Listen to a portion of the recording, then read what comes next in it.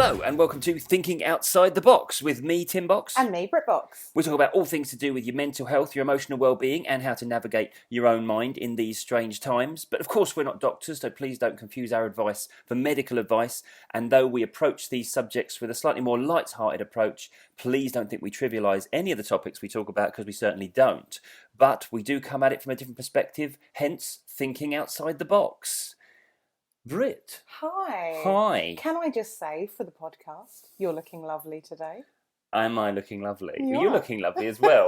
but I feel you've said that for a reason. Yes, Tim's wearing his glasses, ladies and gents, and I find that very sexy. I've got my glasses on. I find it necessary to read my notes these days. Well, you know, as you get a bit older, your faculties start to diminish slightly. You look hot. Just roll with it. Oh, okay. I'm okay with that. Yeah, okay. I'm glad you do embrace the glasses. Otherwise, I'd have a hell of a dilemma. I can't concentrate. I'm just perving on you right now. I can't. Brilliant. Am I gonna get a little bit less sarcasm from you today then? No, never. No, I'm gonna say that'd be a bit of a forlorn hope, that one. Episode 21. 21. Wow, it's old enough to drink in America. We've come of age. Know me. Yeah, episode 21, amazing. I know. Amazing. Every time we say the episode number, I think, cool, look at us still doing it. When we get to 100, let's do a live recording. Wow. How do we do that on a budget? on a budget, yeah. I don't know. We'll figure it out when it comes to it. I don't know how long in advance that's going to be. We started this in February, we're on 21. By my maths, that makes it like sometime in 2042. Something like that. Excellent maths. That's the usual quality of maths gone on there. Well, to be fair, no, it'd be over a year away, wouldn't it? I think so. Something like that. Yeah, one every week, something like that. Yeah. Yeah, why roughly. not? Well, when we take holidays. Yeah, we do take. We've taken a total of 3 weeks off in the 21 episodes. So I don't think we've done too bad. No, necessary. It's necessary. And this one, we're actually ahead of the game because we're recording this in advance. Oh, don't tell people. For Christ's sake. Normally, the podcast that you hear has been uploaded like that day. Yeah, we've recorded it that day and quickly uploaded it. So we're actually we're a good few days ahead of the game now. Yeah, although if you're listening to this in the future, this means nothing. No, it just means we can't be quite so topical as we normally would be. No, well, this is quite a topical episode, isn't it? It is, yes, because the subject of today's podcast is reopening anxiety. As in, you've closed the door on anxiety and now you're reopening the door on anxiety. No. No. Not that. No. I was about to say, well, obviously, the clue's in the name, it's obvious, but no. Yet it isn't. Well, funny enough, so reopening anxiety is something I've been aware of for quite a while. Obviously, with what I do, I talk about anxiety a lot. I see people for anxiety, but I wasn't actually calling it a specific name.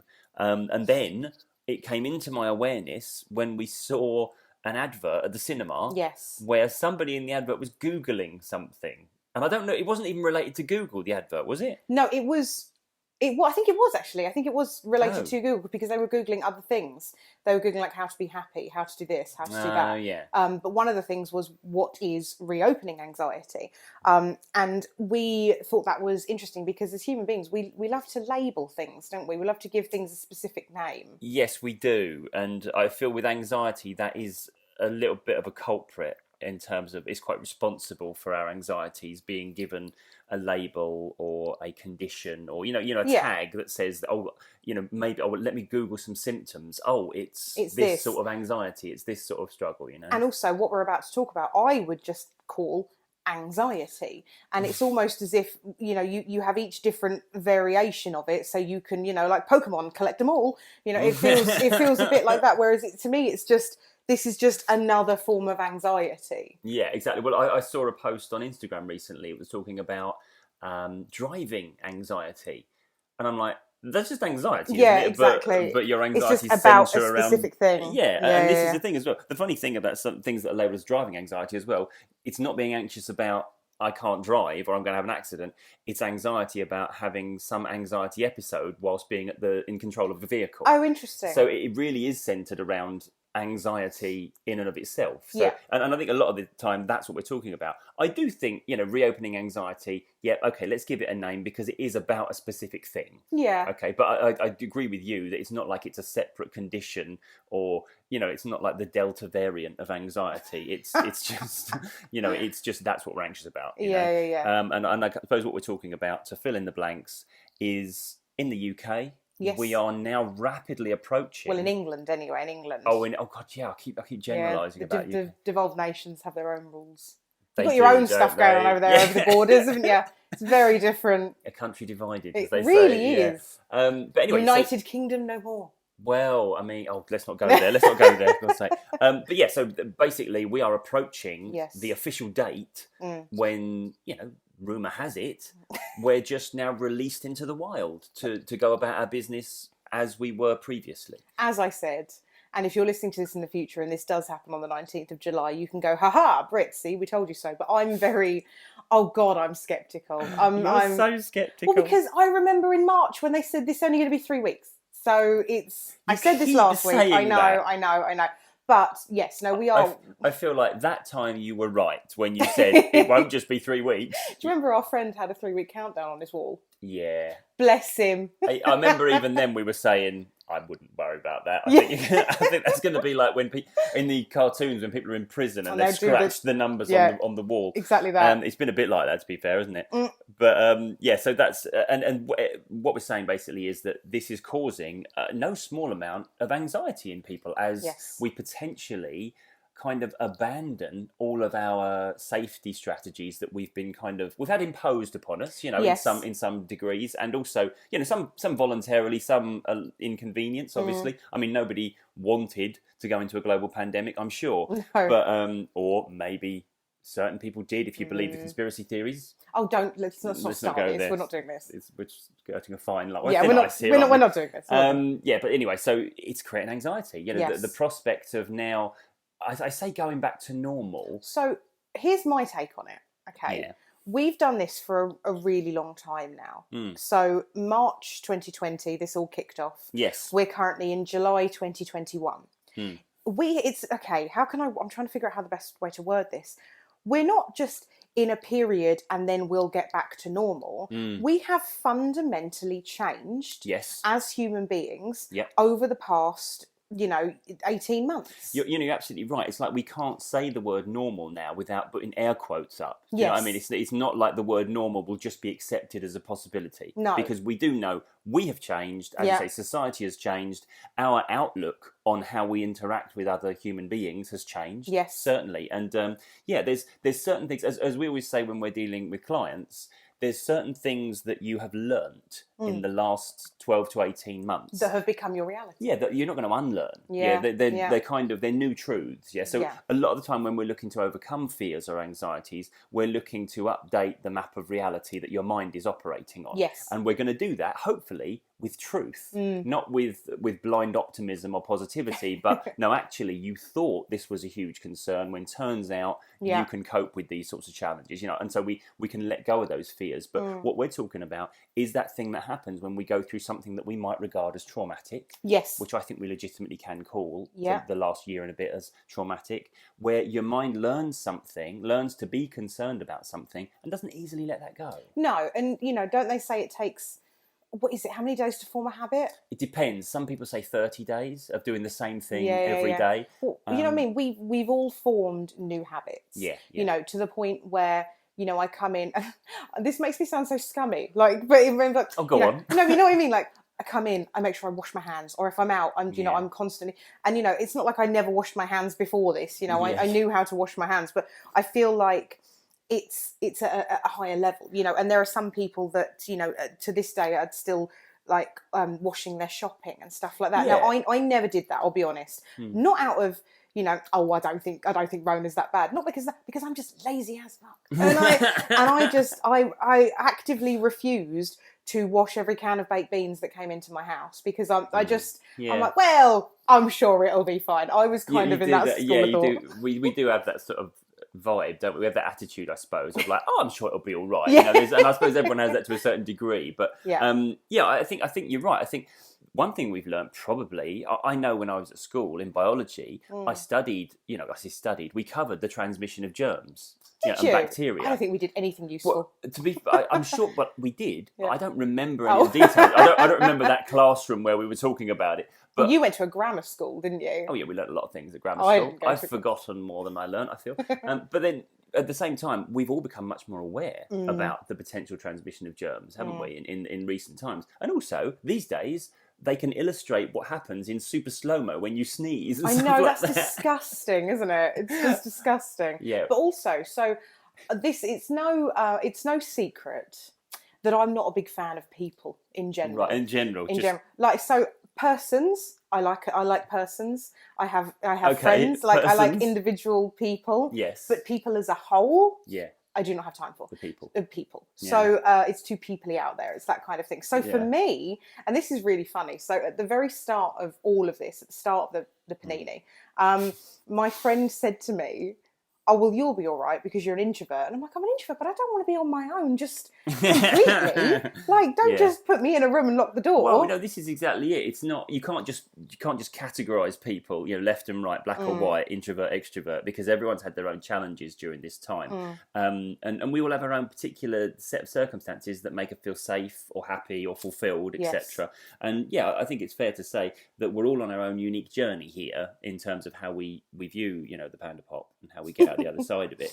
But yeah, and I think as well, I was going to say something about something that's gone out of my mind. But, well, I'll just slip in here. Fill and I'll just fill. Yeah. So what I mean by, like, obviously me not liking being around people too much is that I've obviously now become hyper aware of anyone next to me or in my vicinity. Yes. You know, so I imagine that when it gets to the point where social distancing doesn't have to necessarily be a thing anymore, I'm still going to feel like, oh, you're a bit close to me. Yeah, we now have we are suddenly aware of that invisible 2-meter bubble. Yeah, I was going to say, my bubble used to be about 1 meter. Yeah. And then it became 2 meters. And now I think I'm going to struggle to bring that bubble in. Yesterday when we were out in Rochester and that dude in Costa was a bit close to me, I was like, I didn't see this because I was outside. Look, I'm not thinking, oh, you're going to give me COVID, aren't you? Because, I'm not thinking that, but I am thinking, oh, you don't seem to be doing social distancing, do you, sir? It's almost like a frustration or an annoyance rather than a fear. That's my thing when we go out, because now when we go out, I reckon 60-75% of people still wearing masks. We are, absolutely, because it's the law, because it's what we're supposed to be doing. But there's a good chunk of people who aren't.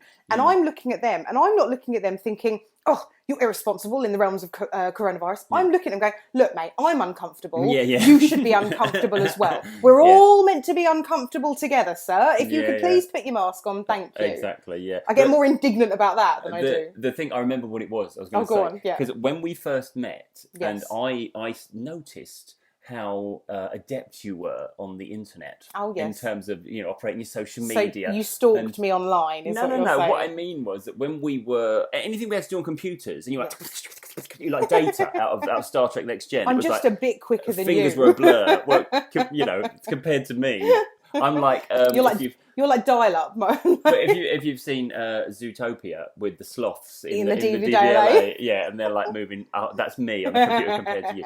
But anyway, and I said, oh, you're really good on the internet, aren't you? And I remember you saying, yeah, I'm fine on the internet, I'm just no good at the outernet. And it's the way you described your fact that you weren't comfortable around people. I'm not. People think, because they see me online and because they hear me doing this podcast and they see videos of me and they think, oh, she's outgoing, she's confident. No, I'm really not. I'm happy in my own little space. Yeah. But if you put me in a room full of people that I don't know, I will be that person in the corner, hiding behind my coffee cup, waiting until it's time to go. Look, here's the thing, right? I'm gonna challenge that. Yeah, I believe you have 2 modes when it comes to being in a room full of people you don't know. Go on. You either then become extroverted and you start to interact and get quite loud, or you're no longer in the room. You're gone. You've gone home. I think that depends on the 0 to Pim's ratio. Well, this is the thing. You don't. It's more of a binary black or white response that you have, rather than I felt, I got to know some people. I relaxed a bit. It's like you're either going to go all in, and people are going to say, "Oh, she's so extroverted. She's life and soul, that one," or they're going to be like, "Where's Britt? She's vanished. She's having to lie down, isn't she?" That sort of thing. But I always have to have. So whenever we have our parties or we have get-togethers, I will always disappear for a little period of time. You do, no matter how many people are around. It depends on how long the evening is. But when we have our parties that start at like 7 and end at like 11, so for that, what's that? 5 hours, 4 hours? I don't know. But I will disappear for at least 20 minutes. Yeah. And then for my birthday we had recently, we had some people in our courtyard because and it was just a handful of people. It was all within COVID restrictions. But I disappeared for about 10, 15 minutes. because I just needed a little bit of time. It depends, right? If you vanish near the sort of start to mid of the evening, I know you're like, oh, she's got a bit people-y, she's gonna sit down in the quiet room. Yeah? Yes. Whereas if it's a bit later on, I'm like, she's not coming back. She might have gone to bed now. She might have been either, or she might be laying on a sofa somewhere passed out. There could be, depending on the night. I can remember once we had a party and I had a little bit of drink and I just wanted everyone to leave and I went and put my pajamas on. You did, yeah. And you said you'll make one appearance in your pajamas and then a short, brief appearance just to let people know. This is me now, I'm done. I'm going to bed. Yeah. Get out of my house. Brilliant, yeah. I remember the first birthday party that I threw for you when we first knew each other, where we were in a field, yeah. And I found you around the back of the tent that we'd put up, the little marquee we'd put up, sitting on the floor. And I said, you're right. You were like, I want people to go now. you were like a 6-year-old. It was like, no. I'd had enough. Yeah. I have a very short window to be sociable. And if you don't catch me in that window, you may as well. You're doing yourself a disservice there. You are actually very, very good and sociable. Do you remember when I told you I didn't like people and you didn't believe me? And then you said, oh no, she actually doesn't like. Well, I think, you paint a bit of a stark picture, but you are, you're the consummate hostess when we throw a party as well. As long as I can disappear for 20 minutes. That's it, yeah. Maybe that's why you'd rather host than go somewhere else, because you know you can disappear. That's it. Is that it? Is that the revelation? Yes. Yeah. At least, because then I'm in control yeah. of my surroundings. Yeah. And I also know, I know where the fridge is if I'd like an extra snack. Those home comforts. I can just make myself water without someone judging me for how much water I drink. Look, I think you deserve to be judged for how much water you drink, yeah? I drink a lot of water. We were around our friend Gemma's the other day, and I've known... How long have we known each other? 8 years? Yeah. So I know you drink a lot of water. It's a thing. We comment on it. We remark about it. Sip. But I wasn't quite aware of it as much as I feel I should have been, because when we were at Gemma's house and Britt had to ask for another glass of water... You must have asked for it 15 times in the space of a couple of hours we were there. Gemma looked worried. She was like, is there something, do you have a condition? Is there something that's, I should know about? I like to be hydrated. Don't you, though? Anyway, but, right, I've got 2 pages of notes here. We're on line 1 at the moment, so I feel like we need to step this up a bit. Let's stop telling stories. Right, go on. Yeah. Okay. So why? Is that what you've seen the word why on my notes? Yeah. So why do we feel anxious about returning to the, in inverted commas, air quotes thrown up, norm, yeah. I've got 3 reasons here. So, I like to do a little bit of Googling so that it's not just my opinion that comes out of my mouth. I have no notes in front of me, listeners. I just go with whatever comes to the top of my mind. I just like you riffing and your opinion just coming out unadulterated, unfiltered, But anyway, so one of the things, anxiety about the unknown future. Yes. So things have changed, as we've just pointed out, and it's not just about health as well. I think we've probably just spoken about health concerns, habits as well. Habits, yeah, and society and business and things like that. Because a lot of I say a lot of, probably there's not a single business on the planet that hasn't had to pivot and adapt and in some way... change something. Yeah, evolve, I suppose, is what you would say. A lot of people are going to be working from home now. Yeah, that's going to carry on for a lot of office-based jobs as well. Well, so I've got a friend who's an accountant, an actual accountant, not a TikTok accountant. Not a spicy accountant. Not a spicy accountant. So you taught me that internet lingo that I didn't understand. If you don't understand that, just Google it. What do TikTokers call accountants? An accountant. Yeah. And her business, she's had a lot of her staff working from home. Yes. And I was chatting with her the other day. She said, yeah, you know what? Probably we're going to stay like that because there's no point in paying for this premises when we've realised, we can do things. Yeah. We can have our staff meetings on Zoom. It's all pretty easy going. And I said, Zoom have made out like a bandit, haven't they? Zoom, I mean, it could. Are we pointing the finger at Zoom for a spot of the pandemic?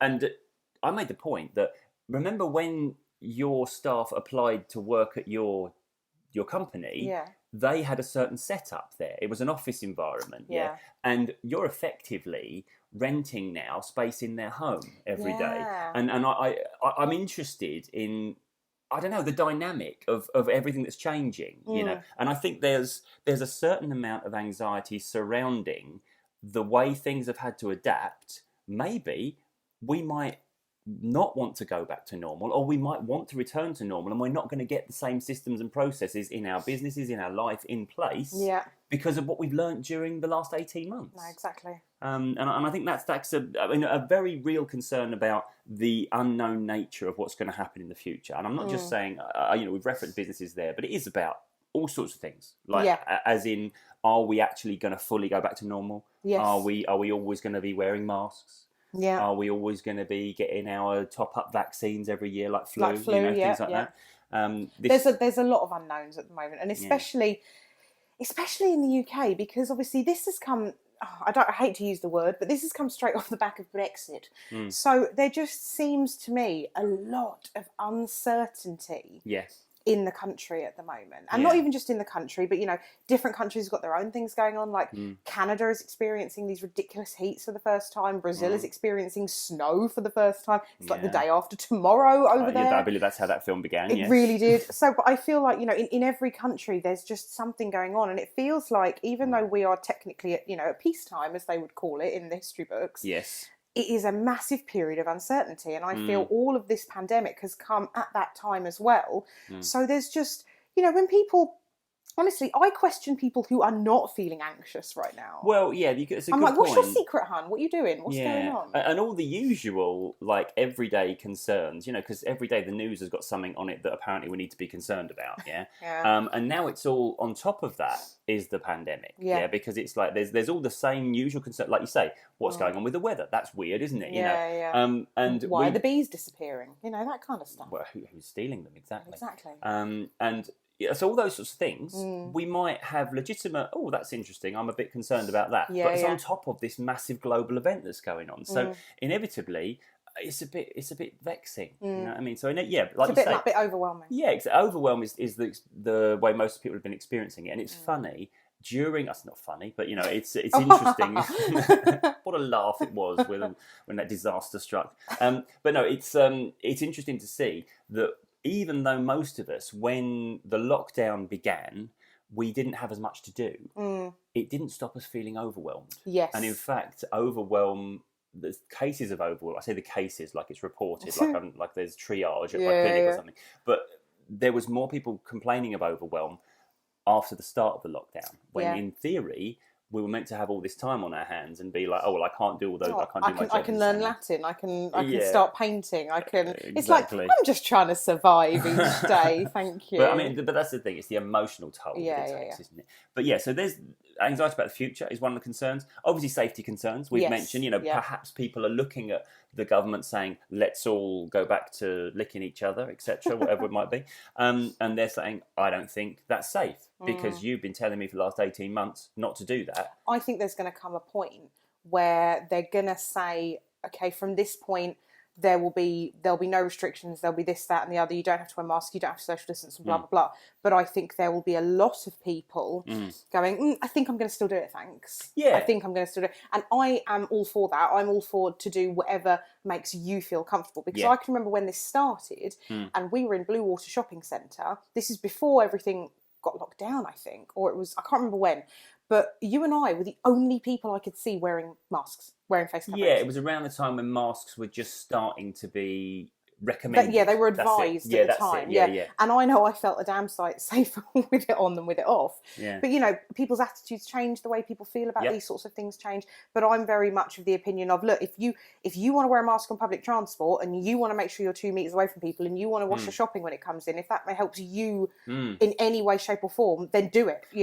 Don't buy into what other people do. Just do what makes you feel safe. Well, like you look at the more heavily populated countries, like the Asian countries, and for years they've been habitually, many of the population wearing masks outdoors because of pollution. Yeah, smog. Yeah, exactly. So it's not, that's the norm to wear a mask. So will it become the norm to wear masks for us, even though it's not mandatory now? Well, this is one of the things causing anxiety. It's the uncertainty. Yeah, exactly. And then because the other thing I've noticed is that a lot of people have felt very challenged by people doing something different to them. Yes. So if you've been wearing a mask and other people aren't, then you're a bit sort of, there might be annoyance, there might be, a little bit of frustration. I told you I'm annoyed that I'm uncomfortable and they're not. That's the only But then you've got people who aren't wearing masks who might be, you had that person walk past you near the start of this whole thing where you were wearing a mask and they said really loud, unnecessary. I know. Like that. And it's like, I was standing in a queue for Krispy Kreme. I'm like, mind your business, Sandra. I'm just trying to get a glazed donut. Go about your day. I think anyone should interrupt your quest to get a glazed donut. No, exactly. Personally. Nobody has that right. But this is the point. So, there's certain things where if we do still have some people continuing to do it, some people not, there might that kind of that Culture anger. clash. Yeah, the culture clash is exactly the right way of putting it. Yeah, and we might be exposed to that every day. So You just have what we're going to do about that? Honestly, I think the one thing that quells any anxiety about what other people are doing, mind your business. Yeah. Just focus on you, because there are going to be people that believe certain things and agree with certain things that you don't necessarily agree with. And honestly, the quickest way to get peace is to mind your business. Yeah. And I'm not saying that in a mind your business, don't talk to them. I'm saying it as that's the best thing for you to do, because I've noticed this about me, that I have seen people that I follow on social media who are saying things that I vehemently disagree with. Yeah. And I find myself just getting angry but also then it's like, what's the point of my anger? I'm not going to change their mind.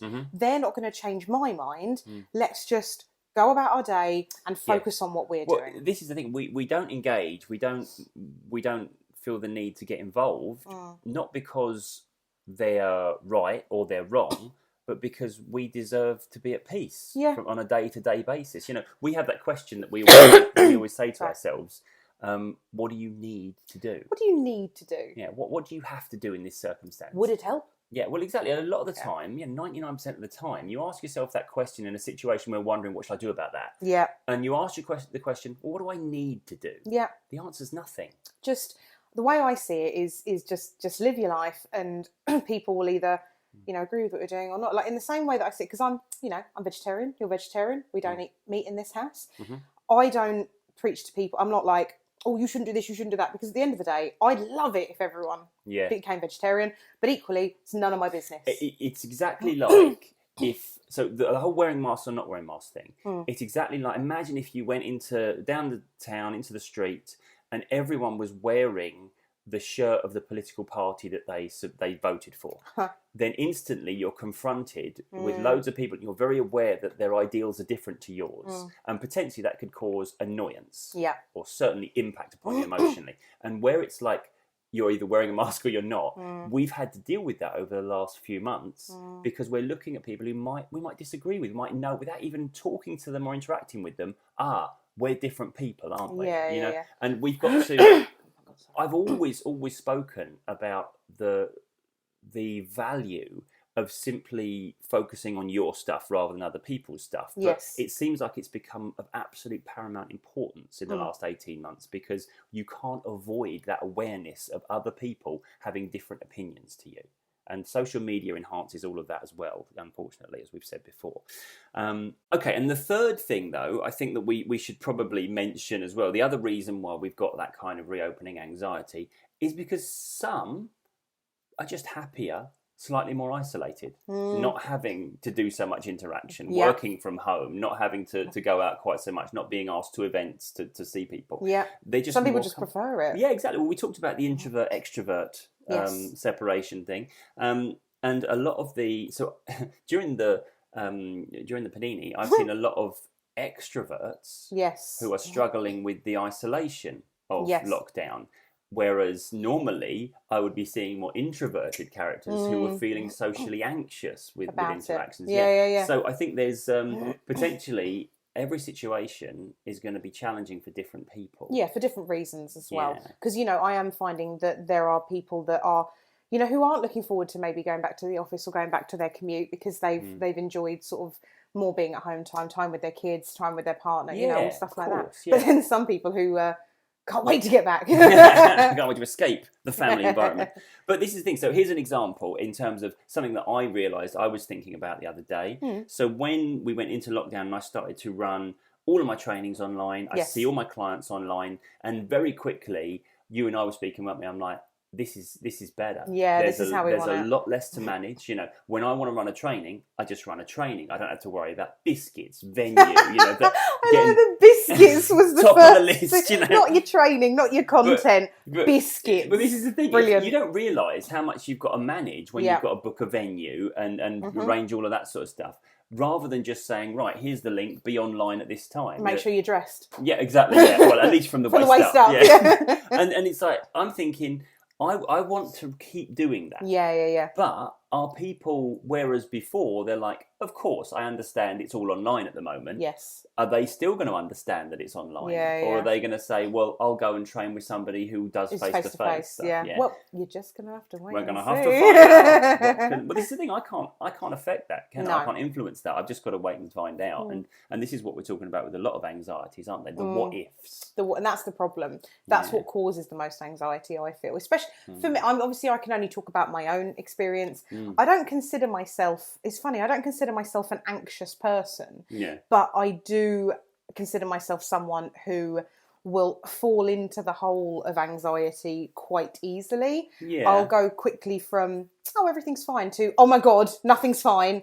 And I'll spiral quite quickly. Yeah. But I do come out of it, I feel, just as quickly. Yeah, well, I think you've got very good at sort of pausing and interrupting that process so that you don't continue to spiral down. And I think it used to be a lot worse. Absolutely, yeah. I mean, you were a lot worse before I met you in terms of you told me about the journey you've been on to improve your responses, and I feel you've come a long way in the time I've known you. Sounds really patronising. You've come a long way, love. Well done. Well, I can remember when things reopened the first time and we went out to the shop. So the shops all reopened. Oh my God, I just realised it was July the 4th last year, I think. Really? It was like a year ago. Your computer-like memory again. It's July the 4th today, as we're recording this. Oh my God. I know, oh my God. Universe. I know. And the shops had sort of reopened and we went to go pick something up. And I remember at the time thinking, oh, going out the first week, the shops are opening. Is this a good idea? Because the shops had been shut since March. Yeah.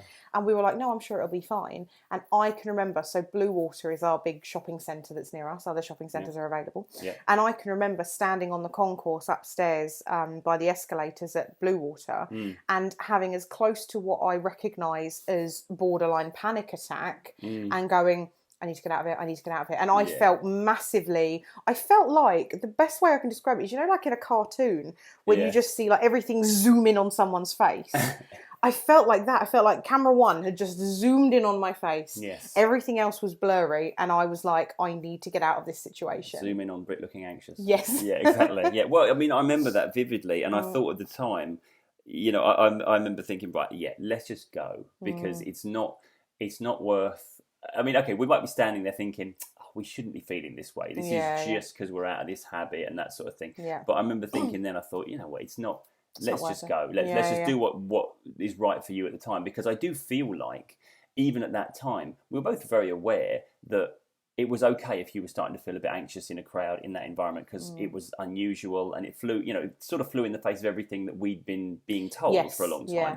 And it's okay to take your time and take the steps in at the speed you need to. Well, the problem was I then started getting anxious. Oh my God, is this how I'm going to feel when I'm around people now? Yeah. And then that sort of bred its own in own concerns. That's the big problem. Yeah. When we start experiencing higher levels of anxiety for whatever reason, when we haven't before, and that little doubt in the back of our mind, is this how I am now? Yes. And I think it's important to realise that no, it isn't. And I can say that with all confidence, no matter what situation anyone listening to this is in terms of having experienced anxiety, fresh or new, everything in terms of our emotional responses, it always evolves. It always and any feeling passes.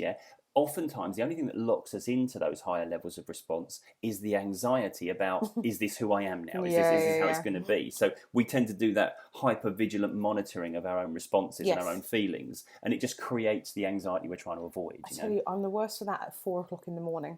Yeah, I think most people are in the middle of the night, to be fair. You know, it's called the witching hour. I call it the anxiety hour. It's just, I get up and I go for a wee because, you know, if you've listened to the podcast for a while, you know I have a tiny bladder. Because you drink so much blooming water. That's not, I'm dehydrated. Anyway. Anyway. You may be able to sense this is an ongoing discussion. It's only because Tim drinks maybe a thimbleful of water, and then sometimes if he's feeling a bit headachy, I'm like, have some water. And honestly, it's like I've just told him to drink acid. He's like no, I'm not doing that. And he'll just sip it. I'll have a packet of crisps or a sandwich. Who said that? Was it Russell Brand? I can't remember. Someone that was like, you know, we're 80% water. Why have we got to drink so much of it then? Why can't we just have a bag of crisps? We're basically with the same amount of water, I think, as a cucumber. I think we're cucumbers with anxiety. Yeah, that's funny. That might be what I call the subtitle of this podcast. Cucumbers with anxiety. Brilliant. Anyway, but no, I get up to everywhere and I come back and I lay in bed and then all of a sudden my brain's just like, psst, hey, you're awake. And I'm like, of course I'm awake. What do you want? It's like, here's something to be anxious about. I'm like, thanks. Look, I tell you what that is. Okay, I get this a lot. People talk about this a lot, and I'm not immune to that either. If I'm gonna get anxious or worried about anything, Anxious, nervous, worried. exactly, it's gonna be in those early hours of the morning. Yeah. Because I tend to think, right, all the stuff that's fine, that is not a problem, you don't have to think about. When you go to sleep, those bits of your mind, they go to sleep. They get their heads down and get some rest. It's the bits that still have things to ponder or things that still need doing that remain awake. And so when you become conscious, they're the bits that are right up in your face saying, all right, we need to do this thing, don't we? And it's just, I think it's a very natural response. And I've noticed as well over the last, it's probably in the last couple of years, because I suppose I pay more attention now to what's going on because I ponder these things. That's what keeps me awake at night. I've noticed how different my perspective is when I've just woken in the middle of the night or at 4 or 5 in the morning compared to 3 or 4 hours later when I'm up and about and I'm fully compos mentis. You know? Do you find that you think of the things you were thinking in the middle of the night and you're like, what why on earth was I worried about that? Yeah, they seem almost fantastical in their concern, but at the time you're like, oh my God, I need to do that tomorrow, don't I? I need to take care of that. It reminds me of when you wake up in the middle of the night and you see all of your clothes on that chair that's always in the corner of your room, covered in clothes. It's the clothes that aren't dirty enough to go into the laundry basket, but they're not quite clean enough to go back into the cupboard. It's those clothes. And in the corner of your eye, it almost looks like a demon, or it looks like a person, or it looks like someone sitting there judging you, or it just looks like something. And then you're like, oh, and then you see it in the cold light of day. It looks like someone's sitting there judging you. That's brilliant. And then you wake up in the cold light of day and it's like, oh, it's just my clothes. Yeah. It's that. Brilliant. That'd be a great horror film, wouldn't it? He's come to judge you. There's just, it's not like he screams at you or stabs you. He just goes, that hair colour, is it? Yeah. Oh, interesting. Judgy Judgerson. Yeah. Judgy McJudgerson. Anyway. He's Scottish. Brilliant. But this, you're absolutely right. This is the thing that we have certain anxieties in the middle of the night when we're not fully conscious that when we wake up just don't seem to be that much of a concern. And to get it back on track though, so I don't think we've gone off track, but you know what I mean. I think we've been. That was one thing I wanted to talk about. I think we've done quite well. You said this to me the other day. I say you've done quite well. We're not sitting here smugly thinking, well, I'm fine, thank you very much. But I know that we've worked hard to keep going out. I think since that time when we were aware we hadn't been out for a while and we went to Blue Water, that's nearly a lot. 2 months. We hadn't really left the house, apart from to walk down to the water, which is a 5-minute walk, and back again. Yeah. We had not left the house for like 2 months because that's what we were told to do. So, you know, we didn't do it. And it's difficult when, you know, you retrain your mind to have a certain way of doing things and a certain amount of things that are comfortable. Yes. Going to Big Tesco was an adventure. That was just queuing for an hour to get in. That was remarkable. That was. I remember queuing at Big Tesco, and I was texting you because you stayed in the car because you'd only put one person was allowed to go in. Yeah, but I needed to leave the house, so I went with you and stayed in the car. Yeah, and I was texting you saying I've seen 2 masks or 3 masks. You know, I was looking around to see who's wearing a mask and who isn't, and it was very much early days of it all. And I remember being in Tesco's, and you know when you talk yourself into like feeling ill. You know? And whenever anyone was like, you get that thought of, oh, I've got, I'm not coughing. Is that, you know, you suddenly thought I'm going to catch corona at any moment, you know, and and it was a weird time, but I think we were quite good after that because we started to deliberately go places, you know, according not to... with people, just out and... doing what we could. In the fresh air, And I remember sometimes, we'd even at times just been for a drive, just to go out and stretch our legs and be somewhere else, you know, because there wasn't a lot that we were allowed to do. No. But we always tried to sort of, within the boundaries of what we felt was fair. And safe. Yeah, and safe. We tried to just get out the front door. Yeah, we had like a drive-through McDonald's in an abandoned hotel car park once, didn't we? We did, yeah. Memories. What a date night that was. You take me to all the best places. But you know, but this is the thing. It's like because we did recognise that it doesn't necessarily have to be real, legitimate, rationalised concerns. It just is. We've fallen out of the habit of going places, and it's so important that people recognise that as we go into this reopening phase, of course, it's going to feel weird. Absolutely. That's a natural feeling. But people obviously need to remember as well that despite what they may think and believe, that will I be like this forever? No. No. Like, you know, you were, everything that you were scared about, mostly, you know, you've done the thing, you've overcome it, you've lived to fight another day. Exactly. I think as well, people often have concerns that they've broken something. Yes. I think when people suffer with panic for a phase, they think, I think something broke then, or I did too much, or you can't do that. That's not a thing. So it doesn't matter how long you isolate for, nothing about your responses is irretrievable. You've simply adopted the appropriate emotional response for your situation. Absolutely. Which is probably to regard just going out and, you know, interacting with people without concern as inappropriate, which for a while it has been, hasn't it? You know? So what I wanted to do, I've jotted down 5 top tips and advice in terms of, we've sort of talked about them, but I always think it's a good idea just to clarify them for people in terms of 5 things that we can bear in mind, or we can do, or we can action that will help us go through this reopening phase with, well, hopefully minimise any anxiety in that situation. Go for it. What you got? What you got for me? First one I've got, I think you'll like this one. Hope you like all of them. First one, take your time in terms of take the time you need to feel comfortable doing the things that you're doing. Yeah, don't feel pressured by what other people are doing. Precisely. And social media, God knows. Yeah. Don't feel pressured by you're that. going to have people on your social media saying, oh, you know, just get on with it, or it's all over now, or something. Or you'll see people like go to parties and like do the things. And Exactly. And you might not feel comfortable doing that. Doesn't mean you're doing it wrong, because as much as this whole pandemic has been a shared experience that we've gone through, we've all gone through our own very unique journey through that. Same ocean, different boats. Yeah, exactly. So we've got to allow ourselves the time to take the steps that we need to take at the speed we want to take them. Absolutely. Know? We always say this, don't we? That even if I'm walking out of the door, if somebody pushes me from behind, I will resist that push. Because they're trying to make me go faster than I was planning to go. Yeah. So we don't want to create resistance to the process. Neither do we want to be beating ourselves up if we're going slower or faster than the other people around us. You know.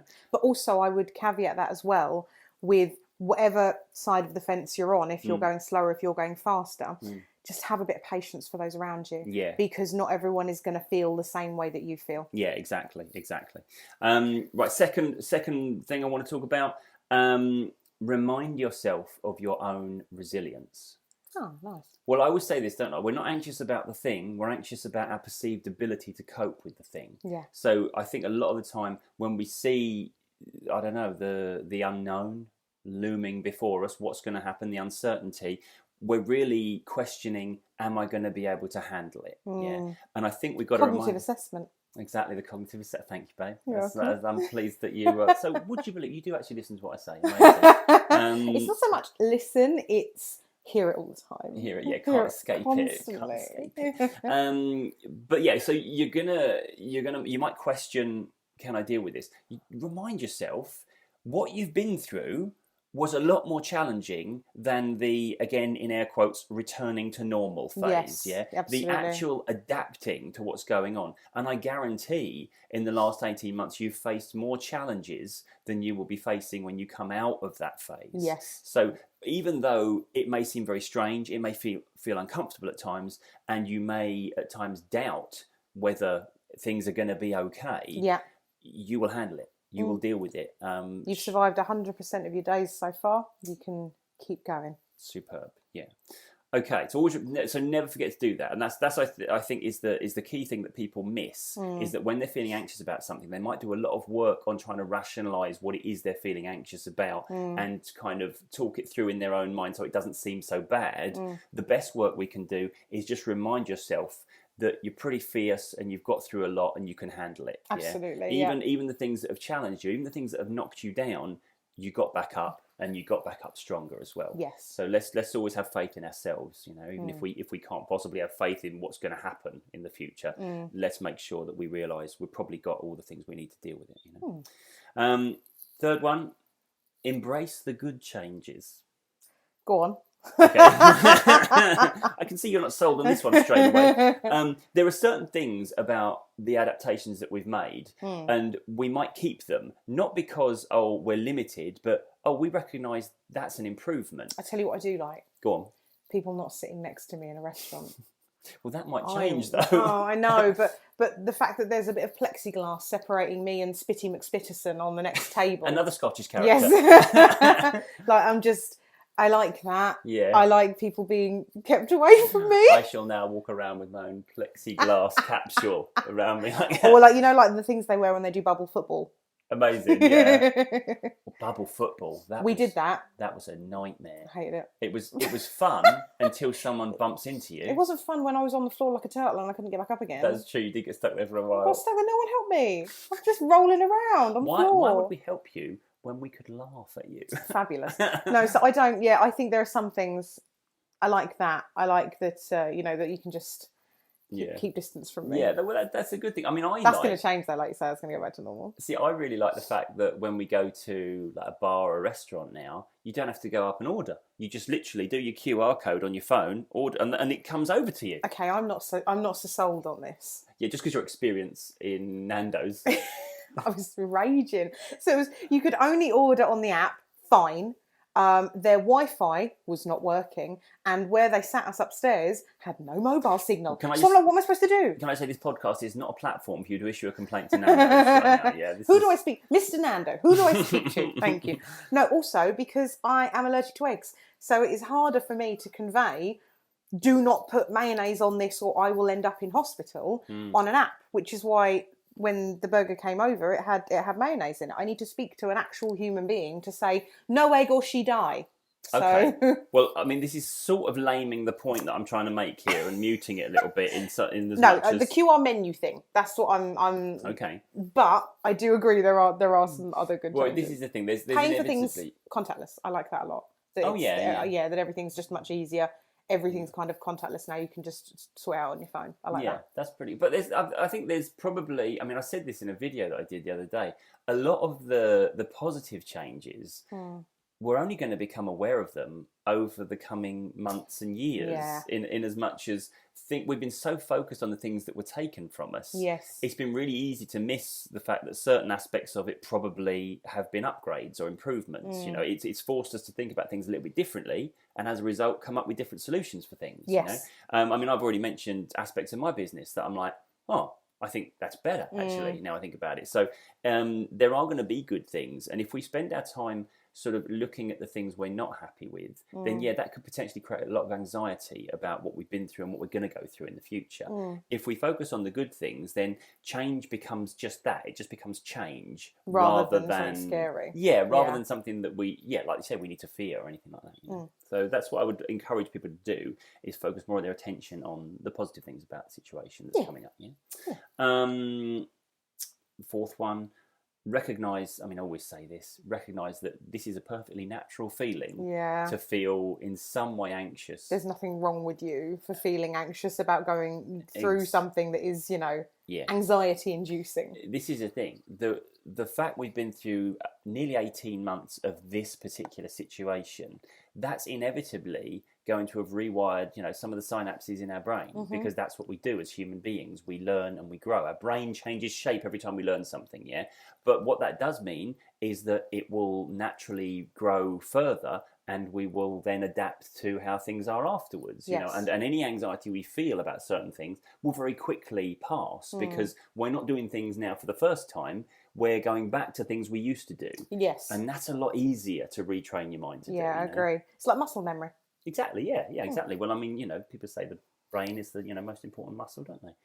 I mean, I don't know if it is a muscle or not. Just to restate the old disclaimer, we're not doctors. Brain is weird. It's like just a big walnut. A squishy walnut. Squishy walnut. Yeah. Do you remember that scene? Did you see the Hannibal Lecter film? No, I've not seen it. Oh yeah, he makes a guy eat a bit of his own brain. Oh. I mean, that's horrible, gross. isn't it? Yeah. Yeah. No, I'm not a fan of that. I mean, I feel that was on a list of really horrific ideas that I need to work into a book. How can I put that in the book? Yeah. Anyway. Maybe I'll cut that out. I don't know if that's a bit too... No, it's fine. No, is it fine? Fine. Okay. Well, I didn't know that sort of stuff was fine. Wait until the next episode. Squishy walnut. New nickname. I think my friend Ali, she's got a squishy walnut. No, she's got a brain stress ball. That's weird. Like a squishy brain stress ball. I'm sure it's a stress ball. I'm on board with the squishy stress ball. Yeah. The shape of a brain. Yeah, I'm sure that's what she's got. I love it anyway. I think it's great. Yeah, I don't know. Would I feel weird about squishing a brain to relieve stress? You can get like squishy boobs stress balls. I'd be much happier with that. To be fair. I think squishy boob stress Squishy ball. boob. Yeah, perhaps not the sort of thing that I want clients to see. No, you and don't just- want it on your and, desk, yeah, do you? What's that? Oh, it's just my stress tit. Give it a squish. Yeah, ask no questions. I should tell you final one. We've said it already, but it's the most important one, I think. Don't concern yourself with what other people are doing. Yes. Sorry, I think I preempted. That's okay. That's okay. I feel like when we do these podcasts, Yeah. the actual here's some top tips. Yeah. We've kind of elaborated on them in the chat we've had before. Yeah, this is more like a final a thought. précis, a review of what we've talked about. Yeah, it's just honestly, you waste so much energy Yeah. worrying about what other people are doing, and it's like just focus on you. Just focus on you. It's like, it's not too dissimilar when we spoke about self-esteem and confidence and things like that. You're always so worried about what other people are thinking of you. And it's like they're not thinking of you, they're just thinking of like their own emotional responses to everything that's going on. Yeah, exactly. And it falls into the category of things you can't control. Yeah. And as soon as you expend any extra energy trying to influence the things that are out of your control, you're inevitably going to damage yourself in some way, in terms of emotionally. I mean, as the late Aaron Burr once said, I am the one thing in life I can control. Wow. I am inimitable, I am original. Where's the off button? How do I stop this? How do I stop this? But it's true. Have we now got to put some sort of credit, or like have I got to mute that bit through copyright reasons? No, written by Lin-Manuel Miranda for the company version of Hamilton. Thank But you. so no, but it's exactly that, and it's so true. You are the one thing in life you can control. So just focus on that. Yeah. And so the example yesterday when we were in the car park waiting for a parking space to become available. Oh yeah. And, the angry man. The angry man behind us. He became my new best friend. He bibbed us, didn't he? And he was like shaking his head, and he was like gesturing. We were in a queue to get we couldn't go anywhere. Yeah, this is it. I'm thinking, no amount of you gesticulating can make me move faster. No, yeah, there's cars in front of us. You're very much railing against something that you have no control over. And then he followed us into the second car park, and he didn't follow us to do it. We just happened to be both looking for the space in the same car. But it wasn't like he was following me then. Right? Because you did not move your car quite fast enough. I shall follow you. I shall Liam Neeson you. Yeah, well, exactly. But this is the whole. Road rage is the classic one of getting angry about things that are out of your control. Absolutely. How other people are driving. Yeah. It's like, okay, what are you going to do with that then? Where's that going? And then if they pull over and they get out of the car, you're screwed. Well, also, it's like when you get angry at something, it's like we're in our little metal cage, aren't we? We're in our protection, so we can get angry and think there's going to be no consequences. Yes. Yeah. But again, same like keyboard warriors. Yeah, exactly. And it's like, what are you? So you're getting angry. But bearing in mind, anger is an emotion designed to change something. I've been wronged, I must right the wrong. So you get angry, you get ready for action. That's why people punch people, because I don't like you. But what are you going to do? Are you actually going to run them off the road? Are you going to drag them out of their car? Are you going to beat some sense into them and say, drive better next time? Yeah. You're not, are you? You're just are you going to Fast and Furious them? Exactly. You're just going to get upset and ruin your day. Yeah. That's it. So it doesn't really do anything to them. It just hurts you. Yeah. But anyway. So just focus on you. Yeah, don't concern yourself with what other people are doing, because that's as you say, that's their business. Mm-hmm. And the only thing that's your business is what you're doing. Exactly that. Okay. The other thing, we've mentioned it already, and when you said this, I gave you a look from over my glasses. Yeah, in a kind of. Well, you mentioned that because we've talked about people if you're struggling anxiety-wise. Yeah. You may be sitting there thinking, well, I'm fine. I'm not worried about it at all.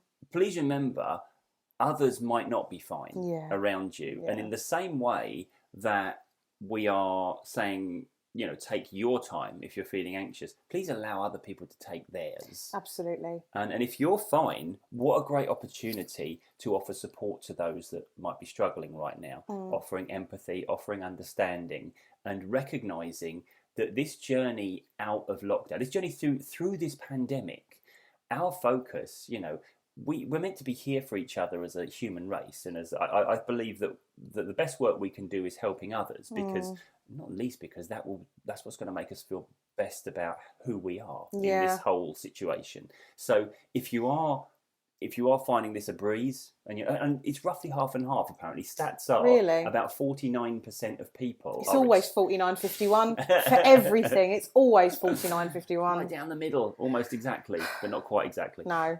But yeah, about 49% of people are struggling with anxiety right now, or certainly aware they're experiencing higher levels of anxiety than they would normally expect to be experiencing. Well, about just before we finish, but with the being patient with other people, our friend Kira said something that I really like and I really value. So this was last summer when things were opening up, for the first time. Yeah. And she was seeing like a couple of her friends and everything, and it was I'm going to word it wrong, so apologies, Kira. But it was they kind of decided to go with how the least comfortable person was feeling. Yes, that's so right. So they kind of, if the least comfortable person didn't want to like hug anyone, for example, then they weren't going to do that. Do you know? So it was, and I don't think that's not sort of mollycoddling people, but that's pandering. No, it's not. It's being decent. Exactly. So I just think if you're thinking everything's fine, I can't wait to lick my friends, but if your friends aren't necessarily up for licking at the moment, just give them a bit of time. Not everyone's in a lickable place. You know what I mean? Emotionally. Emotionally, physically. Yeah. Exactly. I think it's a good place to final thought. That's a good ending thought, I feel. Yes. Only lick people that want to be licked. Exactly. I do think we come up with some really philosophical thoughts about life at times. And then some absolute bullshit. Right, well, thank you. It's about 49-51%, isn't it? It is. The ratio, Everything always is. Well, brilliant. Well, thanks for that. Well, we hope that this podcast has helped a little bit, just to sort of calm your nerves with reopening anxiety, just to know that it is normal, that you're okay, and everything will be okay. Everything will be okay. Everything will be okay. Yeah. Well, thank you very much for listening, guys. You can come find us on social media. You can find me at Britt Marie Box on Instagram, and you can find Tim at Tim Box Mind Coach. Tim also does TikToks now, so if you're over there, you can go find him on TikTok in the old man section at Tim Box Mind Coach. At 48-year-old man on TikTok. What's he doing there? What's he doing? Get off TikTok. And he also does some amazing YouTube videos, so you should absolutely go check out his YouTube channel and subscribe to them, because I personally think they're wonderful. I know I'm married to him, but I'm telling you the truth. And do let us know where you are when you're listening to the podcast. Pop a screenshot on your stories, tag us, do stuff. We love knowing that you guys are listening and that we're not just sitting here shouting into the void. And of course, keep thinking outside the box. Bye-bye. Bye.